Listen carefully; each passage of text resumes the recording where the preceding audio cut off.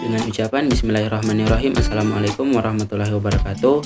Perkenalkan, nama saya Rolanza dengan NIM A231211013. Saya dari kelas A Pendidikan Matematika akan mempresentasikan tugas ujian akhir semester mata kuliah Pendidikan Agama Islam. Nah, topik pertama yang saya akan bahas adalah tentang iptek dalam Islam.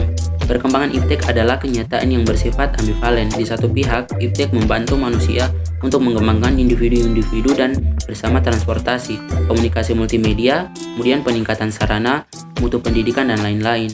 Di lain pihak, iptek juga berpotensi besar terhadap kehancuran hidup dan alam semesta. Perkembangan ilmu pengetahuan teknologi atau iptek yang sangat pesat akan berdampak pada pengembangan sistem produksi, transportasi, dan komunikasi. Perkembangan iptek dengan segala produk yang dihasilkan memberikan pengaruh terhadap gaya hidup yang lebih mengarah ke kaum muda. Kemudian, pandangan Islam terhadap iptek. Agama Islam memberikan banyak penegasan mengenai ilmu pengetahuan, baik secara nyata maupun secara tersamar, seperti yang disebut dalam surat Al-Mujadalah ayat 11 yang artinya bahwa Allah akan meninggikan orang-orang yang beriman di antara kamu dan orang-orang yang diberikan ilmu pengetahuan beberapa derajat, dan Allah Maha mengetahui apa yang kalian kerjakan. Nah, di sini berarti iptek merupakan sesuatu atau ilmu yang dikembangkan menjadi pemanfaatan bagi masyarakat. Tetapi jika kita salah melangkah atau salah mendasari, maka iptek ini sendirilah yang akan merusak kehidupan masyarakat. Nah, untuk itu kita harus mengenal terlebih dahulu akidah Islam sebagai dasar iptek. Dengan menjadikan akidah Islam ini sebagai dasar iptek, pasti sesuai yang kita inginkan, iptek ini akan bermanfaat penting terhadap kehidupan masyarakat. Nah, seperti apa akidah Islam sebagai dasar iptek ini? Akidah Islam harus dijadikan basis segala konsep dan aplikasi iptek. Kemudian inilah paradigma Islam yang telah dibawa oleh Rasulullah SAW. Nah, paradigma inilah yang seharusnya diadopsi oleh kaum muslim sesuai dengan syariatnya, bukan paradigma sekuler yang ada sekarang. Perilaku Islam dalam menghadapi kemajuan iptek yaitu jangan sampai melupakan akidah Islam atau paradigma Islam, agar kita tidak goyah dalam menghadapi kemajuan-kemajuan iptek itu sendiri. Selain itu, dengan melakukan konsep-konsep paradigma Islam akan membantu penurunan dampak negatif dalam perkembangan iptek itu sendiri. Baik, topik yang kedua adalah tentang pluralisme dan toleransi. Nah, pluralisme berarti suatu keadaan di mana ada interaksi antara beberapa kelompok yang menunjukkan rasa hormat dan toleransi satu sama lain, serta berinteraksi tanpa konflik. Sedangkan toleransi tidak mengartikan kurangnya komitmen seseorang kepada kepercayaannya, yaitu tenggang rasa, sikap menghargai, dan menghormati perbedaan. Pada dasarnya, argumen pluralisme agama dalam Al-Quran didasarkan pada hubungan antara keimanan yang pribadi dan proyeksi publiknya dalam masyarakat Islam. Dalam hal ini, kita harus menanamkan beberapa prinsip-prinsip pluralisme beragama dalam diri kita agar tidak condong terjadi kesalahpemahaman. Prinsip-prinsip yang dimaksud adalah pertama, mengakui keanekaragaman agama. Kemudian yang kedua, memiliki prinsip kebebasan beragama. 3, toleransi dan beragama. Kemudian 4, dialog produktif dan damai. Kemudian 5, mencari titik temu antara agama. Kemudian bergaul atau berinteraksi dengan baik dan benar. Nah, sehingga pluralisme merupakan paradigma yang relevan dengan kebutuhan manusia untuk berbagai ruang hidup di tengah perbedaan.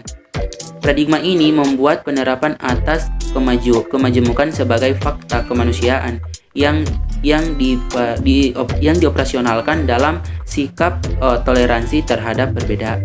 Kemudian untuk topik yang kedua adalah tentang kebudayaan Islam. Kebudayaan merupakan perwujudan segala aktivitas manusia sebagai upaya memenuhi kebutuhan hidupnya. Kebudayaan akan terus berkembang, tidak akan berhenti selama masih ada kehidupan manusia. Hasil perkembangan kebudayaan yang dilandasi oleh nilai-nilai ketuhanan disebut kebudayaan Islam. Nah, untuk konsep kebudayaan dalam Islam, menurut J. Virgil, kebudayaan berasal dari bahasa Sanskerta yaitu budaya dalam bentuk jamak dari kata budi yang berarti ruh atau akal. Secara umum, kebudayaan dapat dipahami sebagai hasil dari cipta, rasa, dan karya manusia yang tidak lepas dari nilai ketuhanan. Kemudian hasil kebudayaan manusia terbagi atas dua macam, yaitu kebudayaan secara jasmani atau fisik, kemudian kebudayaan secara rohani atau non-materi. Kebudayaan Islam bukan kebudayaan yang diciptakan oleh masyarakat Islam, tetapi kebudayaan yang bersumber dari ajaran-ajaran Islam. Kebudayaan yang bersifat Islamisasi sehingga mempunyai prinsip-prinsip sebagai berikut. Yang pertama, menghormati akal, kemudian motivasi untuk menuntut dan mengembangkan ilmu, kemudian menghindari taklid buta, kemudian tidak membuat kerusuhan. Nilai-nilai ajaran Islam bersifat universal sehingga sangat mungkin apa yang diciptakan Nabi dalam hal muamalah selain mengandung ajaran-ajaran Islam juga dipengaruhi oleh unsur-unsur budaya lokal. Islam sebagaimana telah diterangkan yaitu untuk mengatur dan membimbing masyarakat menuju kehidupan yang lebih baik dan seimbang. Kemudian untuk topik keempat adalah tentang politik dalam Islam. Politik seringkali dinilai sebagai sesuatu yang buruk, kotor, bahkan jahat. Padahal dengan politik keadilan bisa diwujudkan. Dengan politik juga kesejahteraan masyarakat akan bisa didapatkan. Kemudian bagaimana politik dan tujuan Islam? Nah, Islam bukan hanya agama ritual, melainkan agama ideologi yang memiliki tatanan yang sempurna. Karena Islam mengatur seluruh aspek kehidupan, baik urusan keluarga, tatanan masyarakat, prinsip pemerintahan, dan hubungan internasional dan sebagainya. Nah, Islam dalam politik merupakan dua hal yang integral. Oleh karenanya budaya tidak bisa saling terpisahkan ataupun bertolakan, karena keduanya merupakan aturan yang mengatur urusan masyarakat dan negara. Karena Islam bukan agama yang mengatur ibadah secara individu saja, melainkan mencakup seluruh masyarakat Islam. Rasulullah Shallallahu Alaihi Wasallam pernah bersabda, barang siapa di pagi hari perhatiannya kepada selain Allah, maka akan berlepas dari orang-orang itu. Nah, dan barang siapa di pagi hari tidak memperhatikan kepentingan kaum muslimin, maka ia tidak termasuk dalam golongan orang-orang muslimin. Nah, hal ini menyatakan bahwa sebagai umat Islam kita harus patuh dan ingat atas Allah dan Rasul serta kepada sesama muslim. Nah, hal ini merupakan arti dari berpolitik tadi, bahwa kita bisa mensejahterakan masyarakat agar kepentingan mereka bisa tercapai. Tetapi politik yang dimaksud di sini adalah politik yang berlafazkan Islam, harus jujur dalam berbuat atau harus jujur dalam melakukan. Kemudian untuk topik yang terakhir yaitu tentang moderasi beragama. Nah, moderasi beragama ini merupakan contoh pandangan, sikap dan perilaku selalu mengambil posisi di tengah-tengah, selalu bertindak adil dan tidak ekstrim terhadap beragama. Nah, pengetahuan moderasi beragama di Indonesia saat ini penting dilakukan didasarkan fakta bahwa Indonesia adalah bangsa yang sangat majemuk dengan berbagai macam suku, bahasa, dan budaya dan agama. Nah, moderasi beragama juga penting digunakan dalam konteks global di mana agama menjadi bahan penting dalam perwujudan peradaban dunia yang bermanfaat. Disinilah diperlukan moderasi beragama sebagai upaya untuk senantiasa menjaga agar keberagaman ini tidak akan tergoyahkan. Apapun tafsir dan pemahaman tentang agama tetaplah terjaga sesuai koordinator sehingga tidak menghancurkan cara beragama yang ekstrem.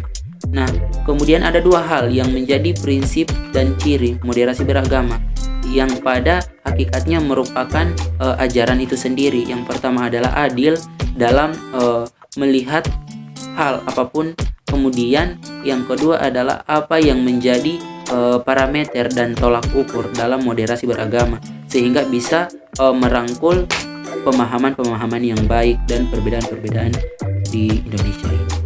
Oke, sekian yang dapat saya presentasikan. Lebih dan kurangnya saya mohon maaf. Saya akhiri, wabillahi taufiq wal hidayah. Wassalamualaikum warahmatullahi wabarakatuh.